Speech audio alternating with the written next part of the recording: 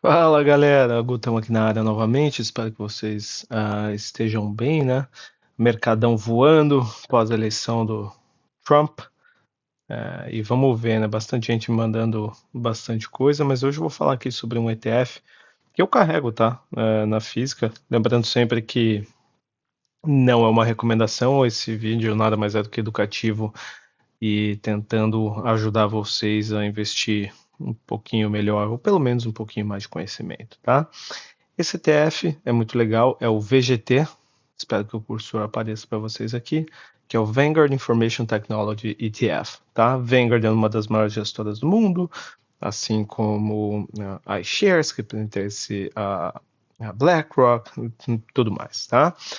Vamos lá, por que que eu acho legal? Bom, primeiro, ele é um ETF que ele é barato, né? Vocês buscam aqui, ó, Expense Ratio 0,1. Ah, esqueci, antes de mais nada, ó, se você dá um Google aqui, ó, os últimos 5 anos, você vê que é um ETF que é consistente, né? Sem muito solavanco. Se a gente aperta aqui e vai para o lado, você vê que ele realizou 30% em 22, mas quem não realizou em 2022, né? Então, ele chama atenção, tá? Mas voltando lá, é um ETF que ele é barato e o que que ele faz, tá? Gente, isso aqui é a própria página do fundo, tá? Da gestora mostrando aqui. E o que que faz? Basicamente, ele está investido em Information Technology, ele é um ETF passivo. E qual que é o benchmark? Para a gente tentar entender aqui um pouquinho, ó, a performance, você vê aqui, ó, nos últimos 10 anos, ele entregou basicamente 20,37%, enquanto o benchmark, a referência, né, 20,49%, que dá um tracking error curtinho aqui de 0,012, né? Então ele faz bem o trabalho dele de seguir de forma passiva essa referência, tá?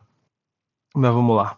O que eu queria mostrar para vocês é o seguinte, estou rolando aqui devagar para não dar dor de cabeça para vocês. Aí tem aqui, ó, a composição do portfólio, o benchmark tem 317 ativos, o ETF tem 316, aí tem aqui várias medidas que eu não vou perder o tempo de vocês. O que eu queria mostrar é o seguinte, benchmark. Aí você clica aqui na interrogação, ó, deu MSCI US Infotechnology, tá? Se vocês forem curiosos o suficiente, vocês podem procurar no Google, mas eu já fiz isso, e aí você tem isso aqui, ó, que é muito maneiro, tá? Tá aqui. A MSCI, para quem não sabe, é basicamente uma empresa que constrói benchmarks, tá? E, enfim, daí podem ser construídos de várias formas, da mesma forma que existe o SP500, o SP400, existe o Nasdaq, o QQQ, né, ou QQQM, que eu mandei lá, que é o Nasdaq 100, né, que são as 100 maiores senhas financeiras. Existe essa daqui. O que que é isso aqui, tá? Então, ele busca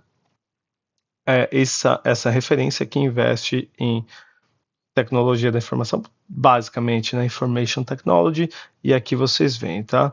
Eles têm os 3 tamanhos de empresas, né? Small, Mid and Large Cap, então empresas de capitalizações pequena, média e grande.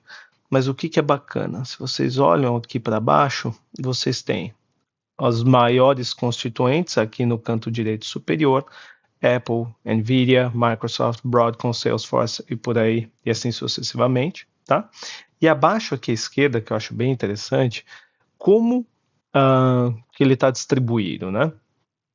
Aqui você vê que ele está underweight, então a constituição dele depende menos de empresas de value, né? Então, que estão relativamente baratas, então ele depende menos disso, e empresas de baixa volatilidade, tá? De forma geral, e de yield também, né? O quanto que essas empresas distribuem. E o que que isso quer dizer? Quer dizer que está em empresas que são de crescimento, né? As empresas de crescimento que têm escala, normalmente elas negociam a múltiplos mais caros, né?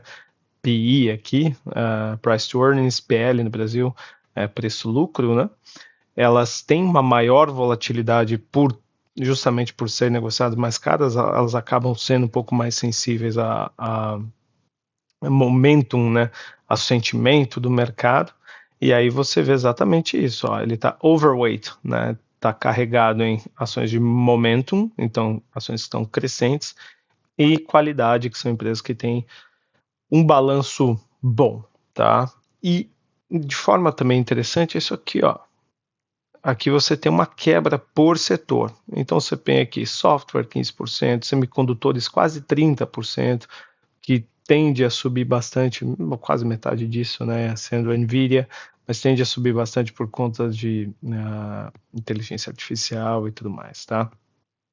E aí, muito legal, porque te ajuda a entender o que é o diabo do índice, da referência, né? Mas se vocês não quiserem também, vocês podem ir lá. E aqui você vem aqui, composição do portfólio, deveria aparecer, ó. Arrasta aqui embaixo, tem aqui a quebra também, eu acho que no PDF está até melhor, mas aqui, ó, você tem a mesma coisa, Apple, Microsoft, Nvidia, etc. Aí o que eu fiz, gente?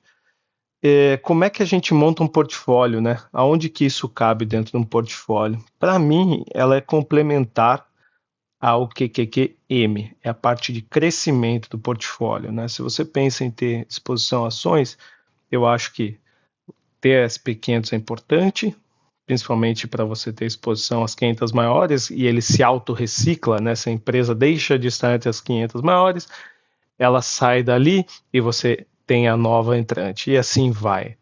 Então, isso automaticamente baixa a volatilidade do portfólio como um todo, se você tiver SP500 e um monte de empresas aleatórias, tá? E aí, se a gente compara para a parte de crescimento, o pessoal usa muito o QQQ, né? Ou o QQQM, que eu já expliquei no outro vídeo ali, e eu usei a nossa querida ferramenta de sobreposição, coloquei aqui, ó, os dois ETFs, o VGT e o QQQM, e aí a gente descobre um negócio, um fenômeno interessante. A sobreposição deles não é tão alta assim. Eu até antes de conhecer melhor, eu pensei que fossem bastante parecidos, tá? Mas a verdade é que o QQQ, né, ele é bastante... ele tem 1/3 das posições, tem 100, 101 posições, varia um pouquinho. O VGT ele tem mais, mas olha que legal. Aqui, ó, no setor, você vê que se você pegar o VGT e deduzir dele o QQQM, a forma de ler isso aqui é o seguinte: o VGT tem muito mais tecnologia, ele é muito mais concentrado em tecnologia. Tudo que está do 0% à esquerda é o que ele tem a menos, né? O que ele tem a menos do que o QQQ. Então, é um pouquinho disso. Isso aqui mostra o deslocamento. Então, se eu fosse apostar em crescimento com maior volatilidade, tá?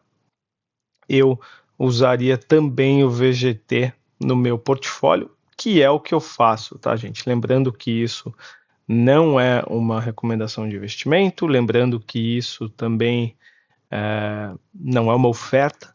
O que eu recomendo é que vocês falem com o seu banqueiro, com o seu assessor de investimento, com o seu advisor.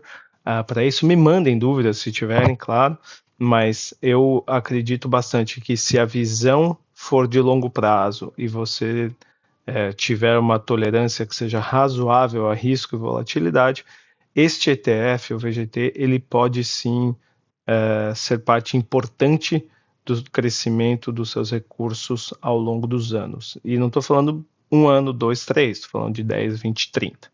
Tá bem? Espero que ajudem. Um abraço.